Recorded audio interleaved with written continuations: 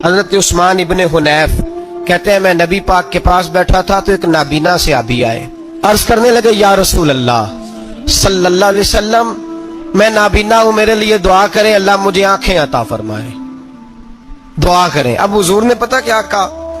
نبی پاک نے فرمایا دو باتیں، یا تو صبر کر لے یا میں دعا کر دیتا ہوں۔ صبر کرے گا تو اللہ جنت دے گا، یا تو صبر کر لے یا میں۔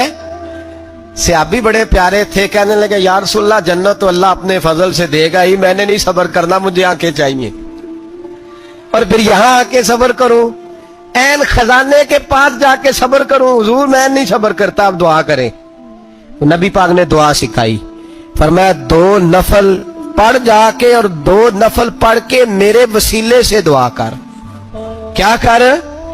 اللہ سے کہہ کہ اللہ میں تیرے پاس تیرے رسول کا وسیلہ لے کے آیا ہوں، اور پھر کہنا یا محمد انی توجہت علیک، کہنا ہے محمد صلی اللہ علیہ وسلم میں آپ کے وسیلے سے اللہ کی بارگاہ میں حاضر ہوں، اور پھر اللہ سے کہنا کہ اے اللہ تو اپنے نبی کی سفارش میرے حق میں قبول فرما۔ کون سکھا رہا ہے؟ بولیے کس کو؟ بولیے۔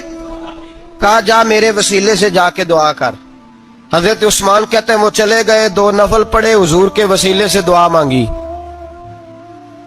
فرماتے ہیں وہ چلے گئے پر ہم کوئی نہیں گئے۔ آپ کیوں نہیں گئے؟ تو صحابہ کا نظریہ بتاتا ہے کہ وہ گئے اس لیے نہیں کہ ہم حضور کا معجزہ دیکھ کے ہی جائیں گے، کہتے ہیں ہم گئے نہیں۔ تھوڑی دیر گزری تو وہ صحابی جو اندھے گئے تھے جب واپس آئے ہیں تو اللہ نے انہیں آنکھیں عطا فرما دی۔ گئے تھے تو نابینا تھے، آئے تو بینا ہے۔